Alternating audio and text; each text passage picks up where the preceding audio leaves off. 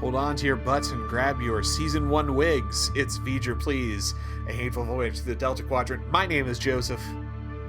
And I'm you, but several years in the future, with a lot of nasty city miles on me. Peter. Peter, before we discuss this week's episode, I want to give our Voyager, please audience a little preview into our future. We are, of course, near the end of Season 6. We've got this episode and then 3 more behind before we finish up. Then we will continue with our tradition of having a Season 6 Voyager Rest in Peace, where we will discuss the highs and the many lows of Voyager Season 6 in detail. Season sucks. In detail.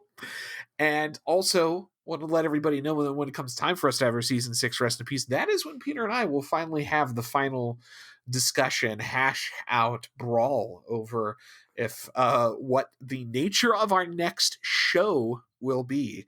Voyager, please, will come to an end with Voyager, but the journeys that Peter and I are taking as a podcast duo through Star Trek, Berman era Trek specifically, are certainly not coming to an end. And really, it's a discussion that we have teased and that we will finally have for everyone to listen to. So, and then also for our patrons, our lovely patrons who subscribe to us there, keep us the podcast lights on. We appreciate you. I want to let you know that our review of Battlestar Galactica's continuity film Razor is something that we intend to fire off in about a month. So it's mid-May right now. So you can expect to see that in your Patreon feeds sometime in June. So with that little bit of business out of the way, what episode did we watch this week, Peter? Season 6, episode 23, Fury. Peter, do you think it would be appropriate before we discuss the episode for us to catch the class up on how we feel about Kes? It is mandatory. And we're 150 episodes deep. We probably need to make sure folks are aware of our Kes feelings. Being two middle-aged, overweight white dudes, I want to make it very clear up front that I fucking love Kes. I will be the first person to say that, going into Voyager, I fully expected Kes to be the worst part. I'd never watched Voyager prior to this experience with you. And, I was really expecting this a super annoying Mary Sue that was just unbearable and shitty and bad. I said some very nasty things about Jennifer Lean in retrospect and some of the mental illness that she fell into later in life. Unfortunately, we had a fan call me out on that. I can't remember the person's name. I don't even know if they're still with us, but you were right. I was wrong. Kes, without a doubt, was my favorite character through the first couple seasons while she was still a part of the ship. Yeah, I expected to like Kes more than you did, considering I remember liking Kes when I first watched the show. But I found her even more endearing upon rewatch. And season 3 was very much kind of the peak, I think, of Voyager overall for us so far. It had a large portion to do with Kes. Kes had really come along as a character. She was well utilized there. She had a couple episodes that were dedicated to her specifically that we really enjoyed. And Warlord and the one where she travels back through time. I forget the name of it. And yeah, go ahead. I was driving to work and I was listening to Delta Flyers, and Warlord is the next episode to come up, and they mentioned Warlord. I got so fucking excited. I was like, oh my God, I love that episode. That was such a good Kes episode. And it was such a stark memory to have brought up in light of, what we just watched here, which I was very curious / excited to go into Fury. And I got to tell you, man, I don't know. I don't know how I feel. Let me summarize my feelings. There is a lot, this written basically by the whole squad, right? This was a team effort. Brian Fuller, Michael Taylor, teleplay, Berman, Braga, story. So all of the senior creatives at the time of the show were involved in putting this together. There is a lot I want to admire about the episode. I think the concept of the episode of a version of Kes that, where the awakening to her powers has not gone well, comes back and there's consequences and this kind of time travel, and they do a lot of good things continuity to really like date the where the most of the show takes place during season 1. There's good visual effects. They fight the Vidians. Bring back the Vidians itself, also cool. They're ever the performance by Jennifer Lean herself, fantastic. But then you get to the last act, and it's so fucking bad. I'm just like, please flush this episode down a toilet. Like the last 15 minutes of this are unfathomably underdeveloped and shitty. And I don't know how it is that something that started off really strong and really kept me engaged wound up with this bizarre sort of petering out once you're making the turn in the story and Janeway starts her confrontation with Cass. That's supposed to really start to put the pieces of the episode together. That part is dog shit, and I don't understand why. Huge disservice to a lot of things. It's hard for me to even think about this episode and try to deconstruct it in my brain, because at the end of the day, I still don't understand why was Jennifer Lean released from the show in the first place. Yeah. Like, that is such a pink elephant in the room, and it casts a shadow over the entire event. What did she do to get removed? Why did the production team really want her out? Like, there has to be more than just, we want to bring in super space Barbie doll 7 of 9. What would have taken to bring someone back who was released possibly under scandalous pretense back into the show, where you're basically vilified and dragged through the mud? Like, yeah, what did Cass do to deserve her one episode back after she leaves in a really triumphant moment, a transcendent moment? Like, let's roll the clock back, right? Before we even get into the episode. When was the last time we saw Cass? We saw Cass in The Gift. What happened in The Gift? She goes full Super Saiyan with her psychic powers. She literally can no longer physically stay on the ship. Like, her presence is warping space-time in such a way that she has to go out on a shuttle and like ascend into another state of being. And as a last gift to the crew, she boots them out of Borg space and sends them like 10,000 light years closer to home. For all intents and purposes, I don't think anybody would be wrong to watch the end of that and say, okay, well, Kess is a Q now. Yeah, Kess has ascended to some kind of at least demi-Q status. And as a consequence, this is the end of her story. Is she, Occamans have, this capacity for psychic potential. Hers has been unlocked.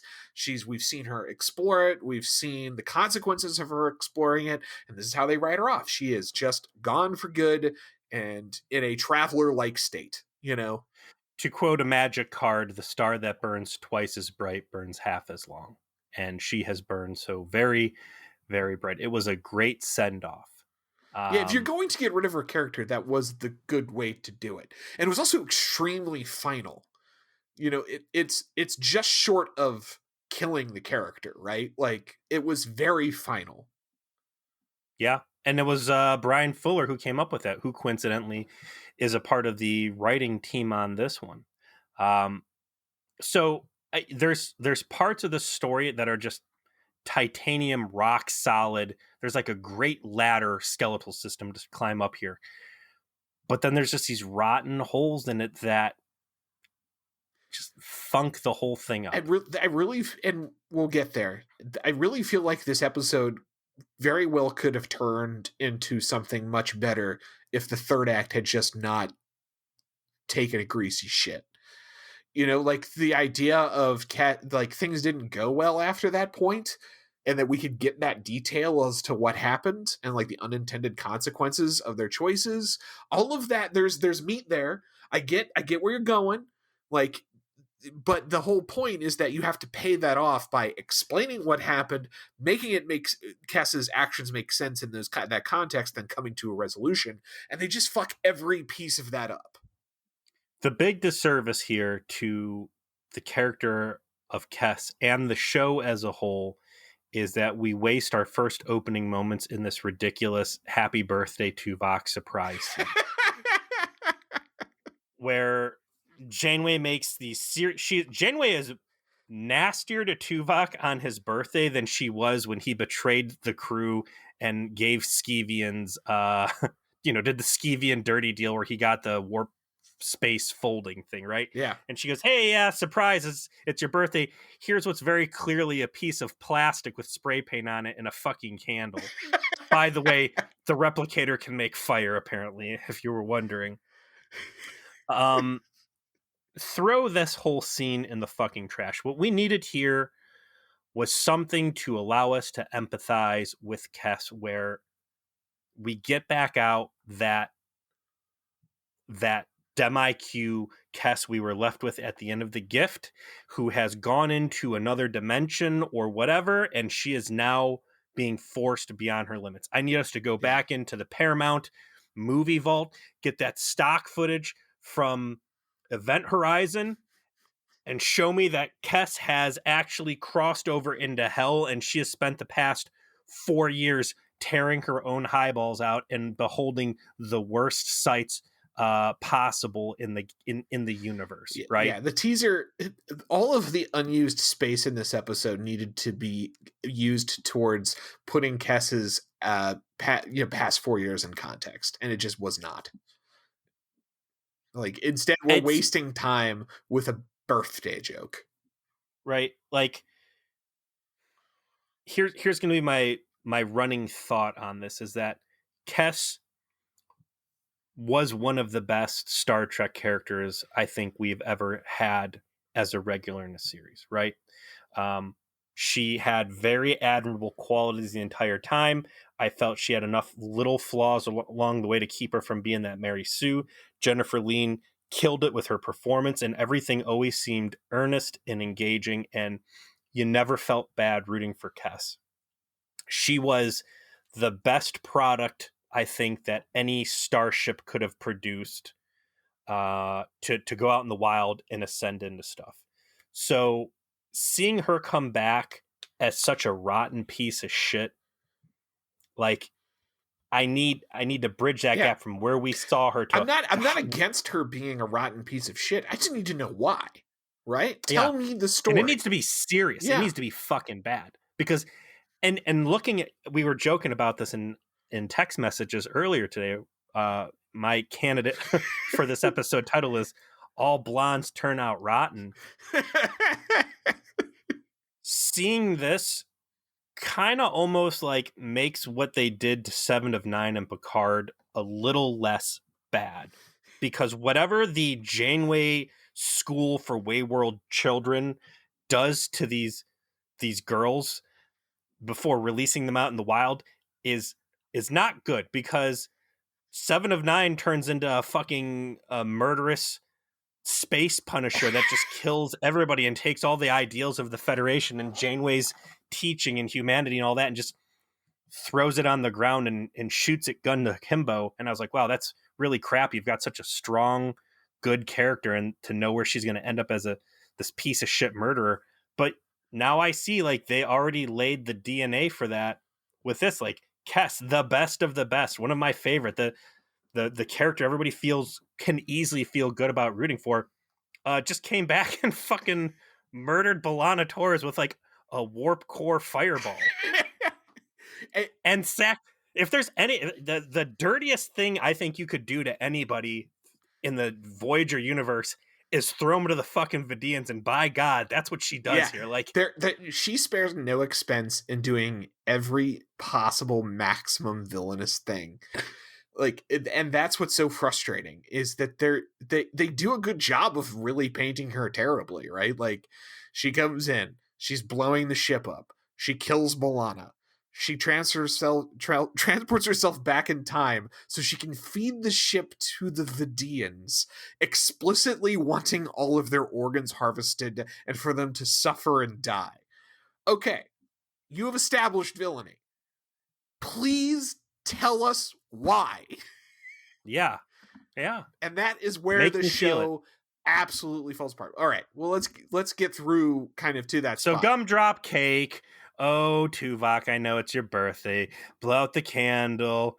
Captain Well, Caveman it was a ship's fire hydrant. yeah. Captain Caveman's ship shows up. It's a literal reuse of the time ship from Future's End. And they're like, there's no competent on board? Wait a second, we know one of those. And on screen, Hard stop. Kess, the last time we saw her, turned into a Q. Why does God need a starship? Right. What the Why what is the she fuck? in Captain Caveman's ship? There is, again, no explanation of this. She left in a Type 2 shuttle. It's not even the same shuttle as she had before. No, that shuttle blew up. Yeah. It was the Cochrane, I believe. And she says, hey, Captain Janeway, I need your help. Can I come aboard? And she's like, yeah, of course. Hey, what's up? Kind of weird that you're a person again, but that's cool. By the way, why do you look like Mac's mom from Sunny in Philadelphia now?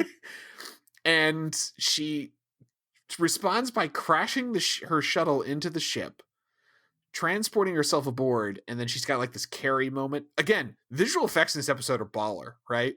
I thought her walking down the hallway as the hallway's exploding behind her, like, you see the bulkheads buckle terrible in a way that you never see on Star Trek. I thought that was neat.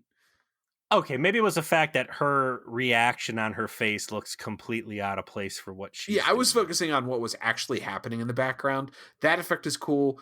And then they have another, like, exterior warping shot when they're finding the Vidians, and they're like literally tearing the hull away to get away from them. That's pretty good too. The visual effects were, I think, good in this one. And so she's like, she's doing the carry thing, walking through the halls, and shit's blowing up. And not to be confused with Joe Carey, the engineer who we are reunited with in this episode, out of fucking nowhere. Joe Carey, who only gets paid when there is an episode that takes place in the past. Like, legit, last time we saw him was in the past flashbacks. Worst case scenario? No, it was the past flashbacks during the Time Cop episode. Because they went back in time, Seven went back in time to when Voyager was at Utopia Planitia, and he kept hitting on her. And we're like, Joe Carey, you dog, aren't you married? Yeah. We had the whole. It's the future, all right. Yeah, he's in a poly cube. It's cool. And as she is going to it just really maximize the villainy of this moment when she is and the power level. Oh yeah. I mean, the extreme power level to demonstrate exactly that nothing can stop her when she is confronted by security. It is not the Buster security guards that got overpowered by Ferengi. Oh no. It is not Tuvok, who is consistently outwitted by Seska, left, right, and center. No. They send smoldering catcher guy himself, Lieutenant Ayala, who gets a with line, a compression with a compression rifle, and he gets to talk. Like, it is all of it. Maximum Lieutenant Ayala powers manifested. He just gets busted.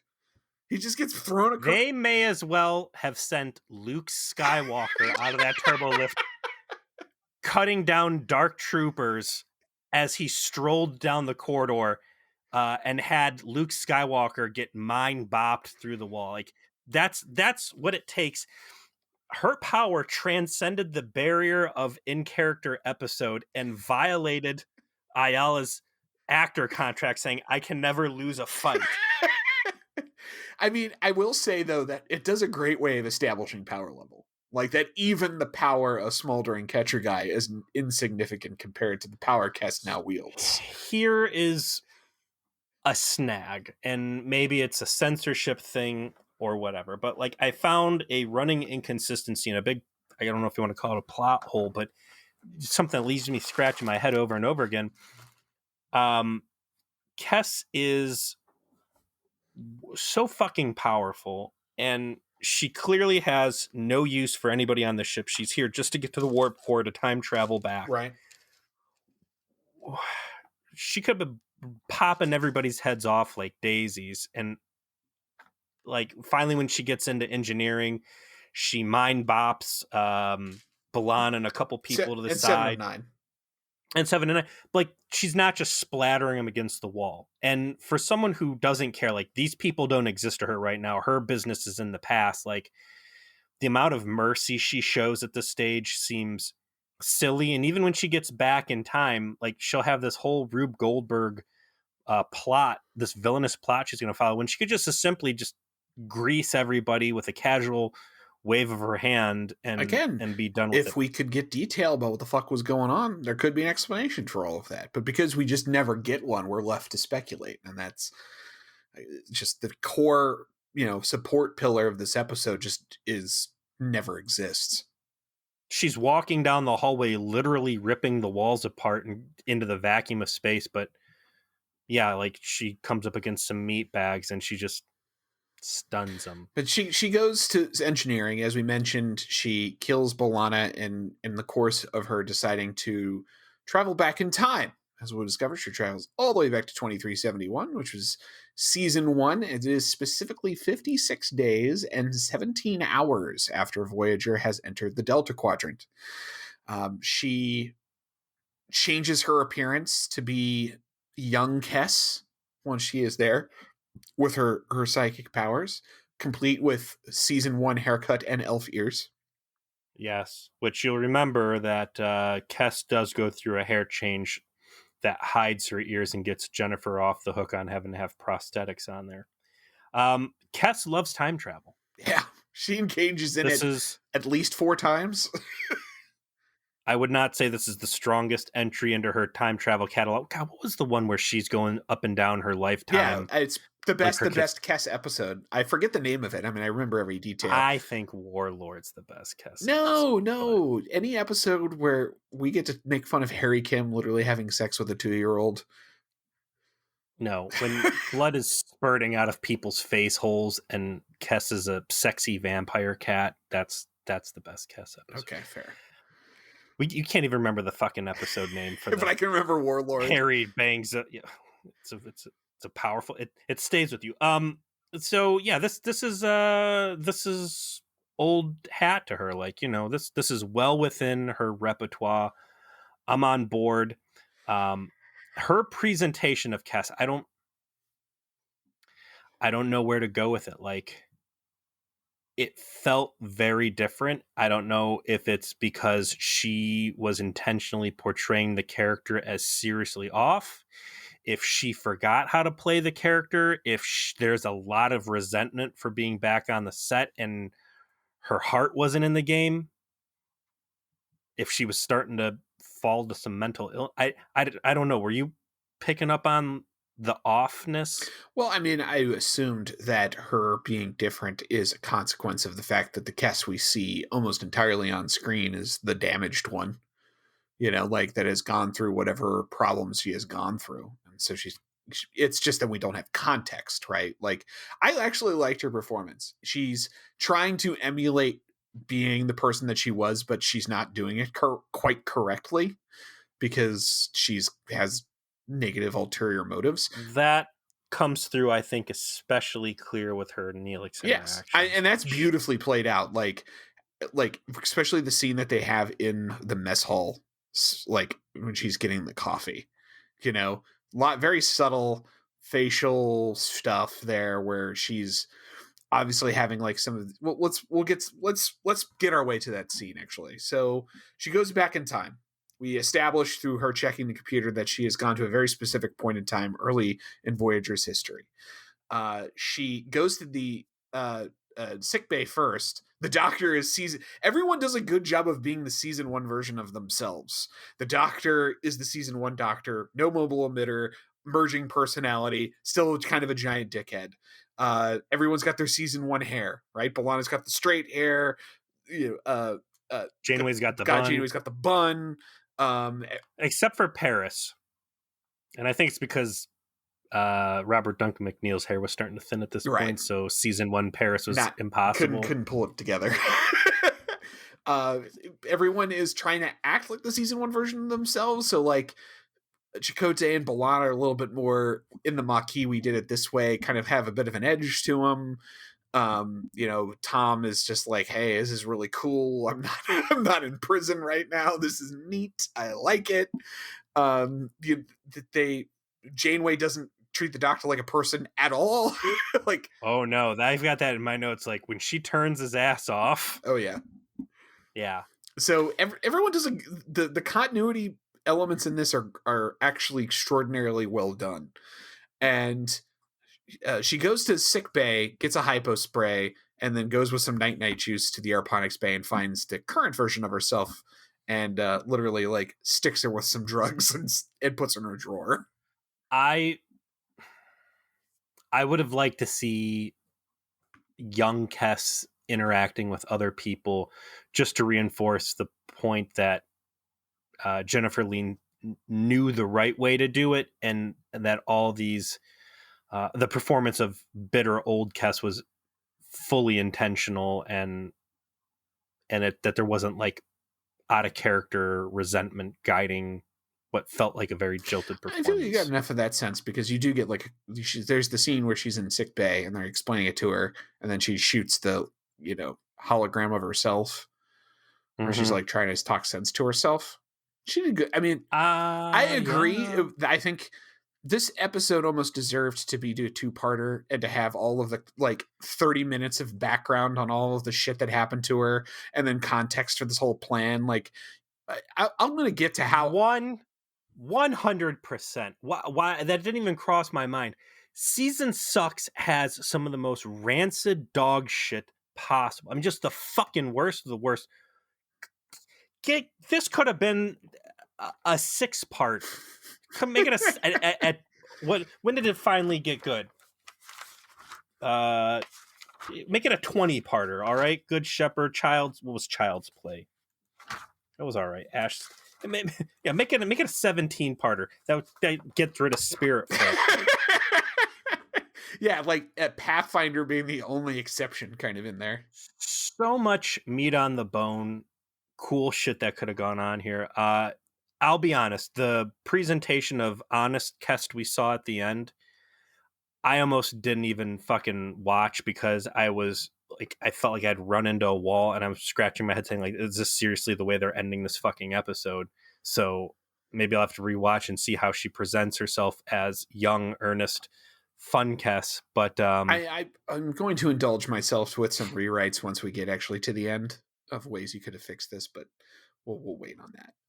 We see her knock out the young version of herself and find a drawer that fits her perfectly. Yeah, just like body stowage unit happened to be right there. She ends up going to the mess hall, and that's where she has her first interactions with Neelix. Probably the best scene in the episode as far as like the nuance of what's going on. Very rewarding to the long-term fan. You get to see a Neelix very much still in love with Kess, trying to cater to her. Someone who is old and crusty and nasty and on a murderous rampage to send everybody to the fucking glue factory, and still Neelix is able to make her smile and like coax that old Kess out in a very powerful moment, I felt like. Her bitter turn of just give me the coffee, where she snaps back to it and leaves. And very well done, because it's all we know as the viewer. Some shit is up, and we don't have any context as to what is up. And you see kind of him working his charm, and it kind of like having an impact on her. And then, as you said, she kind of snaps back, and it tells you a lot without having to lay it out in detail of what's happening in her mind. And that's why the scene works so well. I want you to stop, because you only get 2 couples really through all of Voyager. The little bit of Neelix dealing with murder Kess still has a better emotional connection than like 99% of the fucking Tom B'Elanna stuff out there. Yeah, absent her death scene in Course Oblivion, as we have discussed. Yes. Hey, fuck you, Potsy. They have never managed to have good scenes together. But yet, here we are. And in this kind of boiled leftover of an episode, tasteless crap that happens at the end, still the best part. The scam that Cass is working is that she uses the coffee to get into Janeway's office. Which, real quick, there's a lot of teal in that office. Did that stand out at all? Like, I don't know if that's a season 1 thing. Maybe it it's still is. the case. You're right. It did feel like the room felt different in the past, which I kind of felt it was different, but I couldn't piece together how. Maybe There's so they much dressed it to teal. look like season 1. I don't remember. I felt like I was looking at some retro 50s diner by the amount of teal on the table and everywhere else. So, there's been changes to the ship. Maybe they've been more subtle than I gave credit. She gets there. Janeway and Tuvok get called away. She spills the coffee in air quotes so that she can remain after they leave. And then after they leave, accesses the computer. And as we will find out, it's the conversation that Janeway and Chakotay were having previous was they're attempting to evade the Vidians. Who I think we have established and through our conversations is when they showed up for the last time, they finally did a really, really good job of portraying the Vidians as probably the worst villains in Trek. Like, finally here in their full potential, the Vidians are a bunch of organ harvesting murder hobos. They are monsters incarnate, and so having them come back with that kind of mode engaged was very nice. Actually, this is the last time we'll see the Vidians in the whole show. So I think it served as a send off in the right frame of like this is why these guys are a threat. Joe Carey's not alone, and as a double take background actor, we also have Samantha Wildman. Yes, finally returned to screen in a semi-important capacity. Well, for 2 reasons. One, her pregnancy will confirm Janeway's suspicions that Tuvok's not crazy, and 2, she's the one who, wouldn't you know, it's actually a pretty great bioweapons engineer. Yes, comes up with a neurotoxin to use as night juice for the Vidians specifically. And she is a science officer, so whatever. And light and space scientist comes up with bioweapon. I can see that happening. Mm-hmm. They're 2 adjacent career paths, right? Whilst Ensign Wildman is laying this out for Janeway, though, Kes comes out of the office, and that is when Tuvok gets his first psychic backflow premonition. You know, like which I really like because we know Kes's psychic powers were developed with Tuvok's help. Not something to discuss in the episodes. That is a reward for people like us. And as a consequence, he has a connection to what's going on here. He feels some shit is up because Kes is so powerful now. It's like he can feel his blood boiling in the back of his eyes through like ancestral memory. Like, If it had been anybody else, I would say, hey, it's kind of silly that this telepathic security guy wouldn't bother mentioning, hey, this person feels off, they feel weird. Luckily, it's Tuvok who fucking sucks at his job, so this is right on brand. and Tuvok then has a series of premonitions / visions of Voyager's future from his perspective that includes him thinking of the Delta Flyer, despite it not being invented for 5 years. So smooth. They almost got me right as I got pissed. Like, what the fuck are they? So they're like, hey, we're going into this briar patch of subspace vacuoles. We've got the Vidians out lurking around. It's a real dangerous time. We can navigate this minefield, but we're going to have to drop out of warp speed like 48 times to re-vector our course because you cannot steer left or right in warp speed. So we'll have to warp, drop, impulse the right direction, course correct, warp, and just zigzag our way through this. Maybe we send a shuttle out to map things. And that's when, Tuvok tosses out, well, we'll send out the Delta Flyer. And I was up to like, what? And everybody around the room's like looking. I feel like B'Elanna and Chakotay did a nice job of low-key hating the shit out of Tuvok still. Mm-hmm. Yeah, that season 1 tension was still there. Because remember, he was like the spy who was there to send them all to the space pokey. So there's some real condescending looks coming out of Maquis people when he throws out this Delta Flyer thing. Everybody's like, the one, he's like, oh, I must have been thinking of another ship. And I was like, ooh, this is going to be good. And then later on, this manifests into running into Naomi Wildman in the turbo lift, going to Cargo Bay 2, seeing a bunch of two of the two Borg twins plus Seven of Nine in alcoves, and then it fading away, and then Joe Carey standing there like, I am no longer a chief engineer, therefore I am in this fucking cargo bay.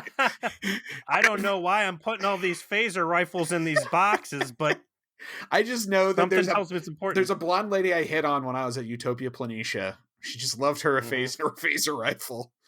Yeah, seriously. Like, why is Carrie just hanging out in a fucking cargo bay? It's like, is he afraid of Alana after she broke his nose? And he's like, I'm not going back in. I'm just going to hang out in the cargo bay. I'm going to hang out in the fucking cargo bay. I'm going to smoke a cigarette with the door locked. He smokes his weed. Makes his nose feel better. And all of that eventually, like, Tuvok comes clean to the captain and be like, yeah, this is weird, and I don't think I'm crazy. And the captain's like, I don't think you're crazy either, and let's, like, scan around you for weird shit constantly. One of those moments where the ship's technology is absurdly more powerful than we've ever seen before. Like, normally there has to be little silver boxes spirit glued to people's foreheads to get readings off of them, and now all of a sudden it's like, yeah, we can do full spectrum analysis 10 feet around you just by casually asking the computer. And also at this time, Kess goes to the shuttle bay and is like in a shuttle plotting a course back to Ocampa. And that's when like Tom shows up and is like somewhat hitting on her and talking about teaching her how to fly a shuttle, which is something I believe, I don't know if that happened in season 1 and season 2, because it was Partuition. It was the episode that Frakes did where the bro moment finally happened between Tom and Neelix, is where he was training her to use the shuttle. So it was like a nice like call forward to like when that'll actually happen. Yeah. And again, it's like, all right, well, here. Why does she have to plot a course back to fucking Ocampa? Like, she can just fucking bamf over there. Like, well, so again, we don't have context, right? Like, this is where all of the stuff where when we get to the kind of like Act 3, Act 4 part of the story, I'll go through kind of like how I would fix this. But let me say at this junction, I can throw a lot of my complaints out of her actions and her reasoning if there was something to lead us to believe that her powers have been greatly diminished. Or that, like, going back through time taxed her powers such that she no longer has access to the... Again, why does God need a spaceship? Why does someone who threw Voyager 10 years in, deep into the journey need to fuck around with this? She goes off and she makes a secret phone call. Yeah, well, she goes back to her quarters, and the romantic dinner that Neelix promised her is waiting for her, along with a message of like, hey, give me a call if you want company, but I went ahead, you're having a rough day, so I made you the dinner and left it here for you anyway, love you. It's very sweet. And she just like throws it all on the ground. She's obviously pissed because like she doesn't want to be reminded of that right now. And that is when she's like calls Collect to where she knows the Vidians are hiding and is like, I had both fingers crossed, Joe, because she's like, all right, make a phone call to these exact coordinates. And I was like, it's probably the Vidians, but oh man, what a Christmas present. What if it's Seska? Seska's still on the ship though, as a crew member at this point. Is she? Yeah. No. Yeah, middle of season 1. She's gone at like season 4. They meet the Vidians season 4, and she's not gone until episode 10. No. They meet the Vidians episode 4, and she's not gone until episode 10. Was it State of Flux where she I think dipped so. out? Yeah. What episode is that, Peter? It's 11. Ha! Fucking got him. Well, you know what? All the more reason that they could have had Martha Hackett.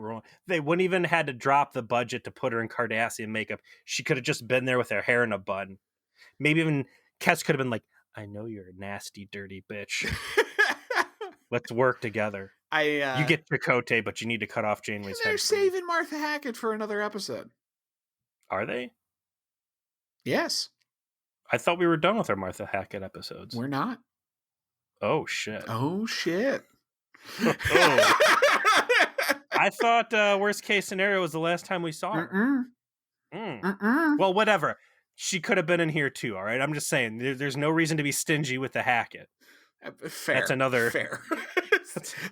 that's my runner-up title idea. No reason to be stingy with the Hackett. I like it. Mm-hmm. So but yeah, it's the Vidians. And they look nasty, and they're like, what the fuck? And they're like, hey, do you want this fucking blood bag or not? Do you want this rolling organ donation bank? As I believe Tom Paris literally calls Voyager or not. And they're like, okay, sure. All right, what? Why are you doing this? And they're like, she's like, they're not my crew. They abandoned me long ago, is what she says, which, again, so much missing from this. So we get more of Kes like checking up on her younger self. She's trying to like get her way into like the tactical database of Voyager to help the Vidians take the ship over. We get more of Tuvok seeing like visions of shit that he can't explain. She tries to download this tactical database, and I know she's using her power to like bypass the system, but I would like to think that the fucking Federation security encryption protocols really are so bad that you can just kind of press your finger really hard into the monitor and like poke the answers out. It's like really, you could beat an iPhone's fingerprint thing just by pressing harder. Do you remember what was the one where iPhones have better security than 24th century spaceships? Just putting it out there. Was it the Borg trio? What was that one called? Life Signs? What was the one where the Swamp Borg shared collective, the Cardassian or the Bajoran Borg was in there? Oh yeah, that was from earlier this season. That was like episode 3, right? I think it was Survival Instinct. Yeah, like when they go naughty, they just go in that alcove and turn a valve, and it turns the captain's encryptions off, so they got all the logs off of that. Like, I love how bad security protocols are in this show. This is when they start to like do their going through the Briar Patch thing, and they're stopping and starting, because I do like this faster than light, no left or right saying that is used. I thought that was pretty slick. And that's when after this is, you know, Tuvok, as we mentioned, shares his information with Janeway, who's buying that, you know, he's not crazy. There's some fuckiness going on. And that's when Janeway goes down to sick bay. And that's where Ensign Wildman and the doctor are. They talk about the biogenic weapon that Wildman developed. And then as she goes to like conveniently work on another console, Janeway's like, hey doctor, you're gonna tell me if she's pregnant right now. Like, and he's like, doctor patient privilege, I can't share that. Like, shut the fuck up, tell me toaster, give me the info. And he's like, yeah, actually she was gonna tell you herself. And then they like close the plot hole of the fact that the episode where she reveals herself as pregnant was delayed by saying, and her pregnancy is going to last extra long because it's half Kataran. Like, just threw that line in there so they could fix their 5-year-old mistake. Hey, 2 thumbs up. That's all I need. That's how easy it is to make Star Trek good. That's all Petty Peter needs, is you throw one bullshit line out there and I go, yeah, sure. If I can watch a show where they're flying around in spaceships, magically transporting people through the air, I'm willing to buy a lot of shit. Just a little. I'm right there with you, brother. It doesn't have to be a big bone. It could be a tiny, just a dabble, tiny little bone, little just nibble, a dabble, little nibs. Come on, so you can do it. And that seals the deal for her. She's like, some fucky shit's definitely happening, because Tuvok apparently has met his future daughter, or her future daughter, which is okay. We're into some weird Starfleet shit right now. Let's keep our fucking eyes open. So Tuvok's up on the bridge. Chakotay's sitting in the captain's chair, and they're entering the dicey waters here, right? Tuvok says, hey, I got a ship on sensors that's about to ram us. And everybody else is like, no, you don't. And that's kind of like the last straw for Tuvok. He's like, I'm not well. I want to be relieved of duty. Can you let me go? And he heads down to sickbay himself.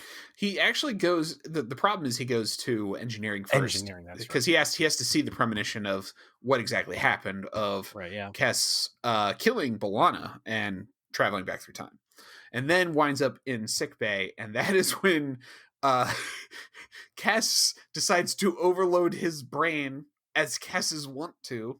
This time with the power of science rather than the power of psychics. They put the microwave pad on his temple, and the doctor's like, juices it right up. Set it to 2, and then she's like, actually, I'm going to put this up to 11. And in a second time, which is now canonically technically the first time, she microwaves Tuvok's brain again, and still doesn't kill him. That man's brain is Teflon. Is rubber. It's something. It's resilient. He might not be too good at locking the door, but boy, if his brain doesn't have at least the first 4 levels of fortitude. I'm just saying though, like, not flat out ages. No. Resilience. He's testing down that aggravated. He if he was playing the NFL though, I would check him for TBI. Like he might have a rough time. Wasn't that what Simple Tuvok was? Like Simple Jack Tuvok, yes. He took too many concussions and became like nice Tuvok.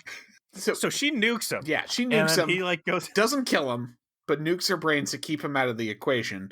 But Janeway uses her secret scanning that she was doing to see that at the time Tuvok was brought to sickbay, there happened to be a bunch of tachyon shit that happened, which is tachyons, womp womp. Which is, I wish we had like tachyon sound effect. Explicitly a time travel thing as a consequence. So she has cracked the code. She knows time is being fucked with for sure. And she actually asked Kes, like, "Hey, Kes, you're a psychic. Has anything weird happened to you?" And she said, "No, not at all. I'm not suspicious. I'm not suspicious at all." And she's like, "Okay, that's cool." And then leaves without really suspecting her specifically. The Vidians show up. They start to fight. They have an immediate advantage because for some reason they have Voyager's shield, modulation. They know where Voyager's at. Yeah, like they've got they've clocked him. They like stick their little tubals into it, and that's where like the good exterior effects start to happen. And they are coming to harvest dem organs. The environmental controls aren't working, and they start to narrow down what's happening, and they find out that it's all occurring in the hydroponics bay. And Harry Kim's like, this is weird. I'm reading 2 Ocampans down there. Both registers Kes. In a very rare show of force, Voyager's security actually does a pretty decent job at repelling the invaders in the hallway. We get a couple good gunfights.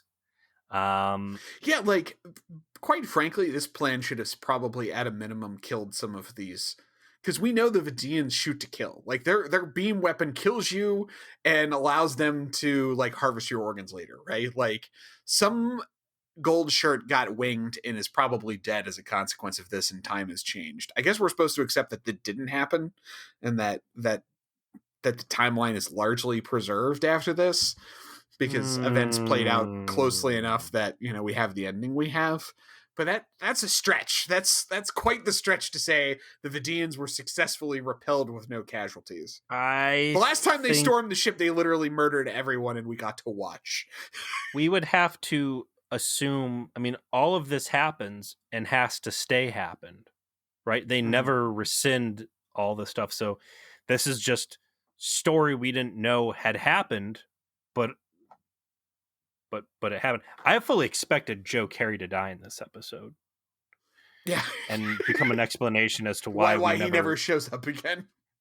Why he's only in season 1 continuity episodes.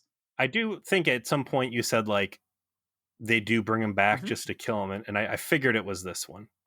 Don't worry. You'll know when they bring Joe Carey back for the last time, they might as well be having Bone Thugs playing in the background as he enters the screen. You're like, I know why you're here. You're here to give this episode stakes. It is the most obvious setup for someone to die. I don't I don't believe that. Okay, because right Oh, now I'm wait. thinking about basics when Neelix told Hogan, Hogan to stand right stand. here. It's hard to beat Hogan, please stand where all the bones are. Clearly, When this is safe. when Neelix says, "Hey, look at these bones," picks them up and says, "We can use these bones," and then throws them back on the ground so Hogan has to waste time picking them back up and gets eaten. While he looks so nervous, he's like, "This is not a safe place. This There fucking are bones space here." rat's gonna get me killed. And then it And he just does. immediately happens. Like, and then later, I got Hogan killed. Like, yeah, you did. It's literally just your fault. You literally told him, stand here It's where X marks the spots and the fucking piano can come out of the sky and crush you. it's your fault Hogan's dead. It's Chakotay and Janeway's fault the fucking Kazon have our ship and left us on this planet, a land of the lost. So, But nobody says I'm sorry. anyway, Janeway has to work her way down to the hydroponics bay while her security teams are busting out the compression rifles, trying to fight the Vidians. And this is where the episode truly falls apart, because we've had a lot happen, and it's like, if they can pull this together at the end and explain why the fuck this is happening, this episode is not bad, right? Like, Or take everything that we've seen up to this point without knowing what happens after this point. This episode's pretty good.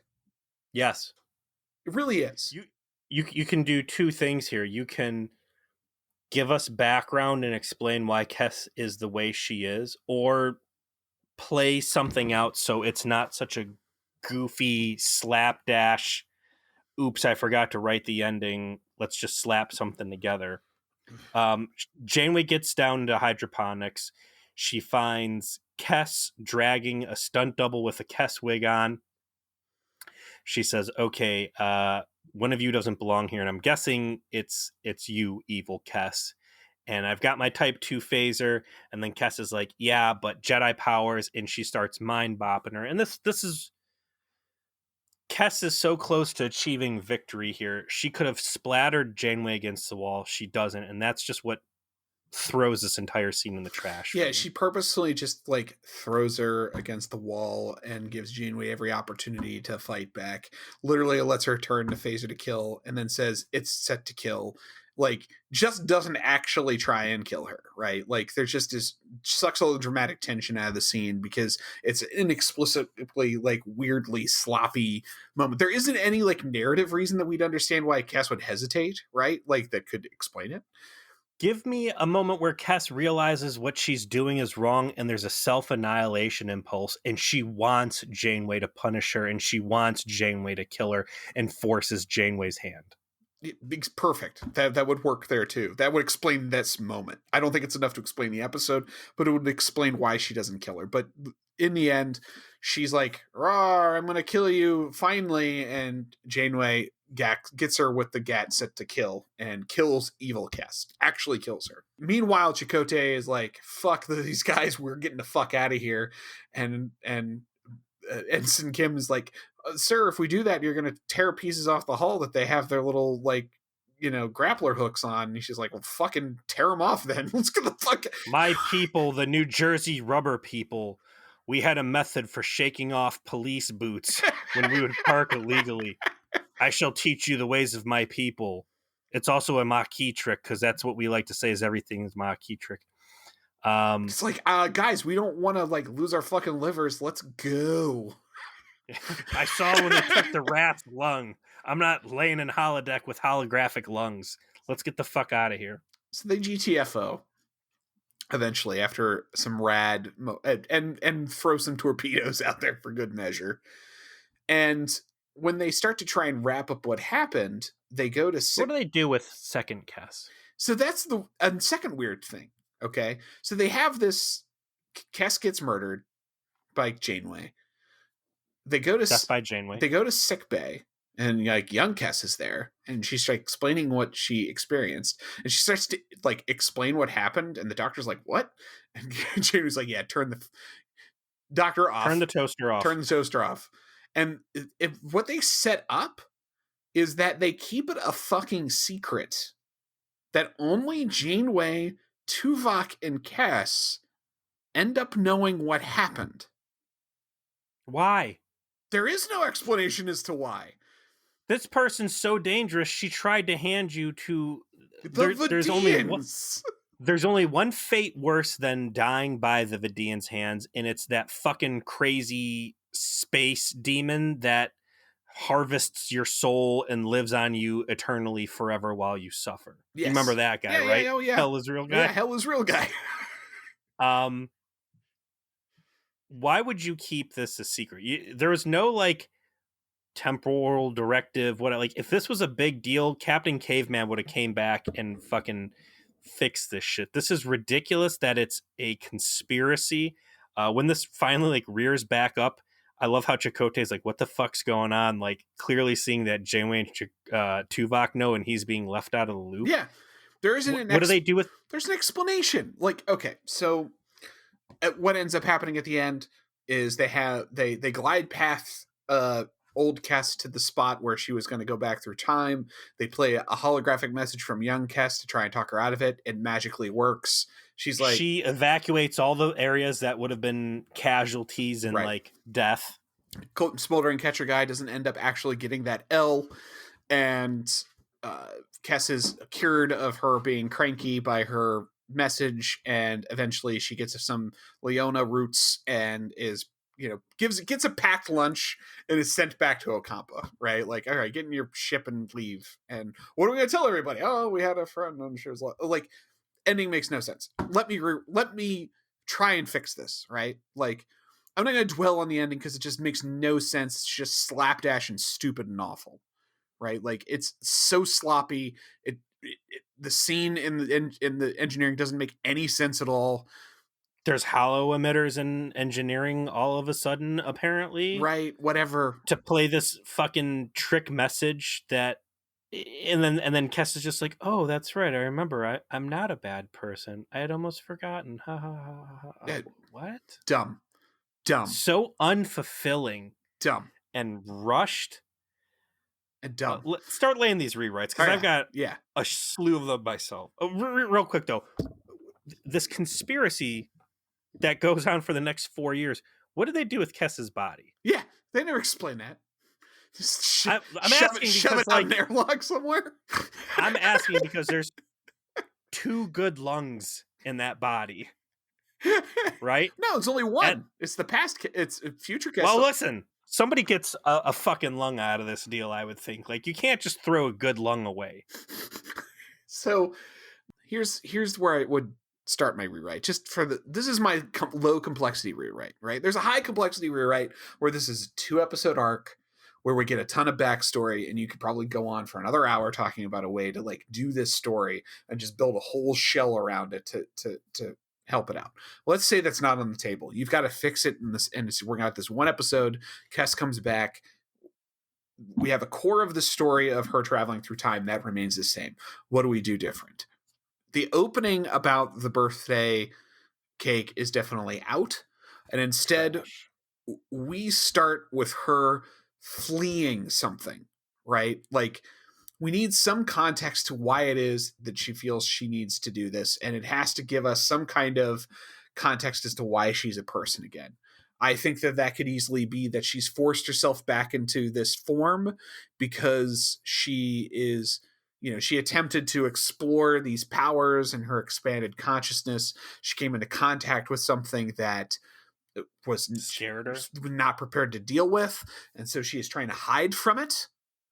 And she's like, I the only way I can fix this is to prevent myself from ever antagonizing this force to begin with. Like, there has to be higher stakes than just her and people's Voyager. lives are at risk if I stay the way I am.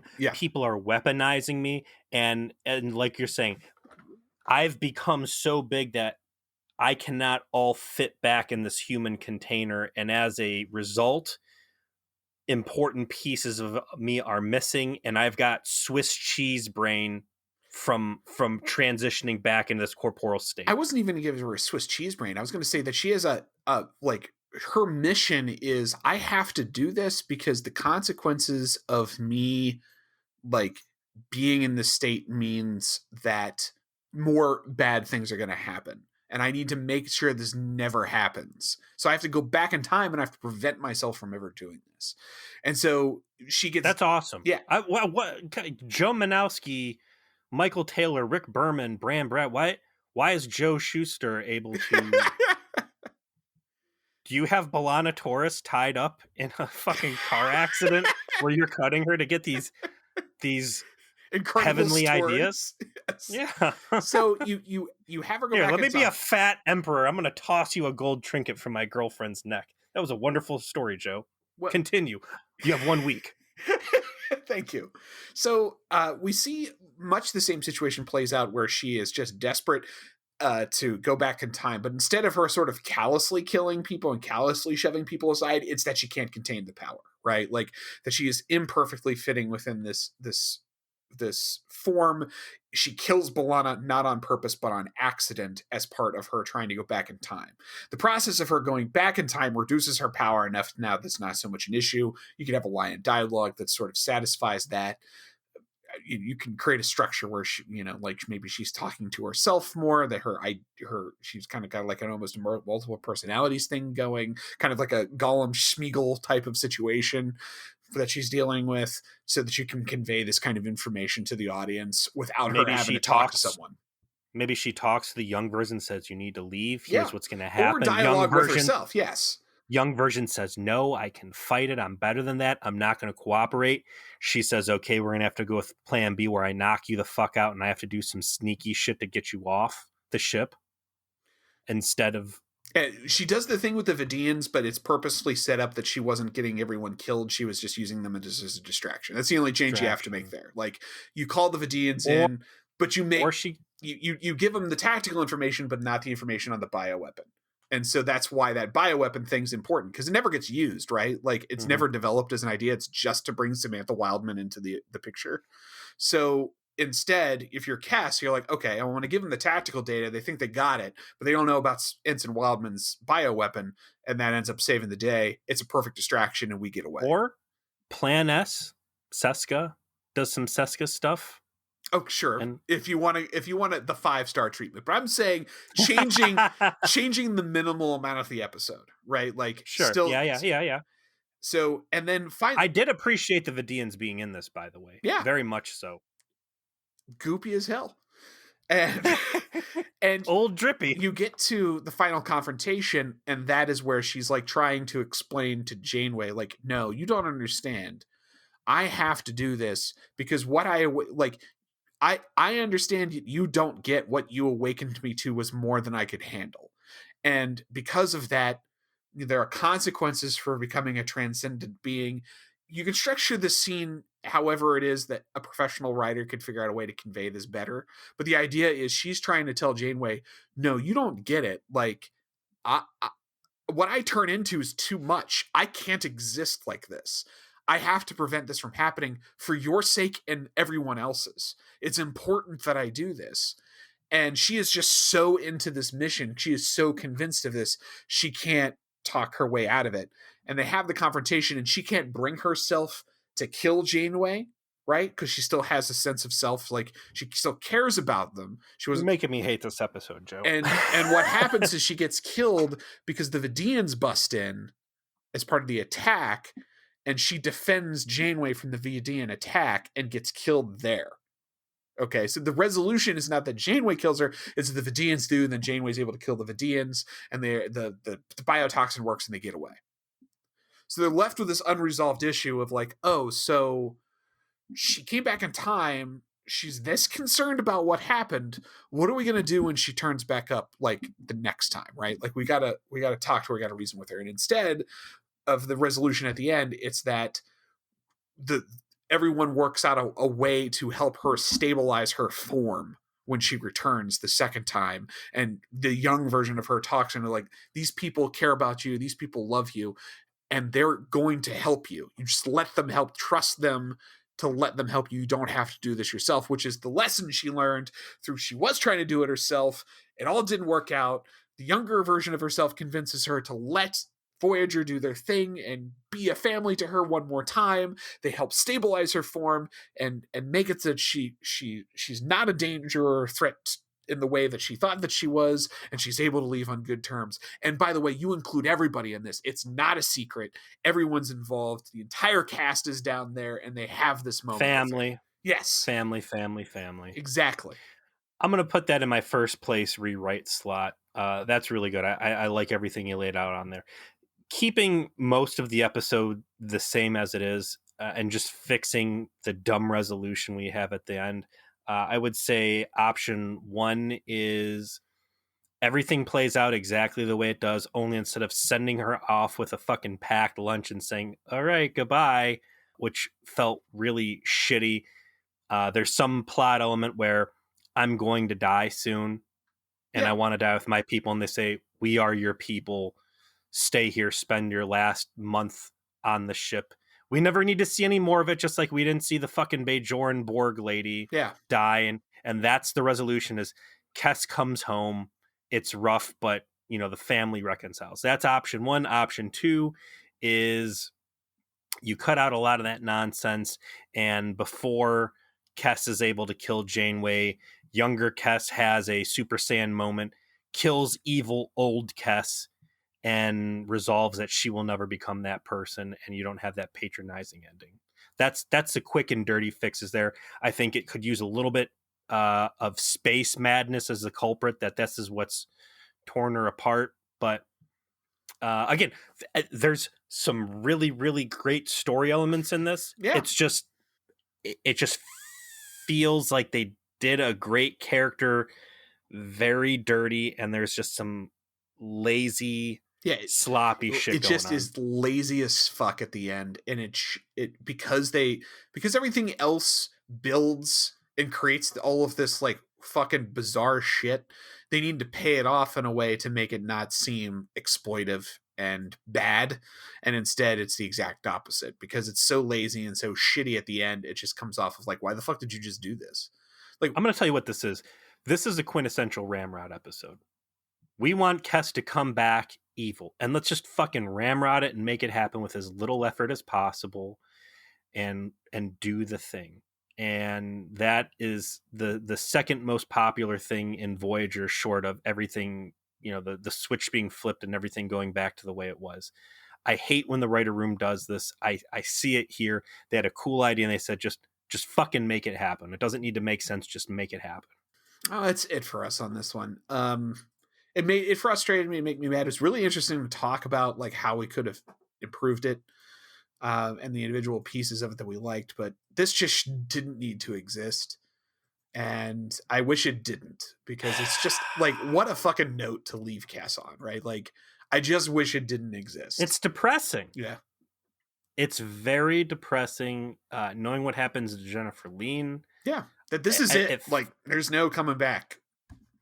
Like Jennifer Lean can't redeem this character, unfortunately, because of her personal circumstances. So this is the streaming turd we're left with. And it again, sucks. why do you think if Jerry Taylor was around, this episode could have been better? Have we ever laid any of Kess's victories at Jerry Taylor's feet? Funny you should bring that up.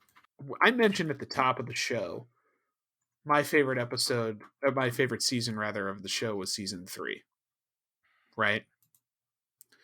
And season 3, as we noted during Basics Part 2, was Jerry Taylor putting her stamp on the show because she was showrunner in season 3. And in season 3, we had Warlord. In season 3, we had Before and After, which was the episode where she comes back and forth through time. Yes. It is where we saw many of our favorite episodes, and also like least favorite but most meme-worthy episodes like False Prophets and that sort of thing. I know. Worst case scenario, there's so much good content in season 3. So, yeah. Jerry Taylor, for all of the shit that we gave her and all the shit she got wrong, oversaw the best cast content and probably the best season of the show. Is that why Kess feels so broken and off in this episode, is because Jerry Taylor was not there to guide the character, and that maybe fundamentally Berman and Braga didn't understand what Kess was at the core person? I don't think so, because the whole conceit of the episode is that she's broken. Like, that is the purpose. So it's just that they didn't pay it off. This episode could still work, even if with the mild rewrites you suggest or the major ones I suggest. The bones of this episode would support itself if it just paid off sufficiently, and it didn't, and that's why it sucked. Again, I want to go back to the 7 of 9 fate. Like, it sucks watching these characters who have graduated and seeing that once they got out in the real world, like, Voyager school of gifted youngsters was not sufficient, and they turn into pieces of shit. You know, and in Cass's case, like, inexplicably, and I had they sent her to hell, 7th dimension hell or whatever, mm-hmm. and like overwhelmed her, like, that would be a great reason why she comes back so fucked up and broken and can't remember who she really is. But yeah, as is, it's a very unfulfilling feeling. I don't regret them having made it. I think it was a great try. And, again, it stays on brand for Voyager. I don't know, was this squandered potential? It was just squandered resources. It was just a miss. It was good, but it was a miss. And on that note, sir, what are we watching next week? Coming up, we got season 6, episode 24, Lifeline on IC7 and 9. The Pathfinder project makes uses of a pulsar and the Midas array, allowing Voyager to receive and reply to a data stream every 32 days. I smell Dwight. Your sense of smell is accurate. In fact, this episode, I hope you like a lot of Robert Picardo, because not only is Robert Picardo the main actor, he's one of the writers of this episode. Oh, what? Yeah. Oh, this one's a ride, man. It's a good ride though. This is I don't know, man. If there's one thing we've established, it's, the players cannot be their own dungeon masters. Picard. He's not doing it by himself. So, it's just the right amount of Picardo, I think. This is the maximum daily allowance of Picardo before you OD, but it's still meets with your doctor's approval. What is it? If you OD on Picardo, what do they have to inject you with to get you back on track? Neelix? Joe Carey. Sitting in this cargo bay, smoking weed, cleaning the assault rifles. Thinking about his sons, thinking about that hottie he saw back at Planitia. And thanks for listening to Voyager, Please, a Hateful Voice of the Delta Quadrant, and we will see you next week.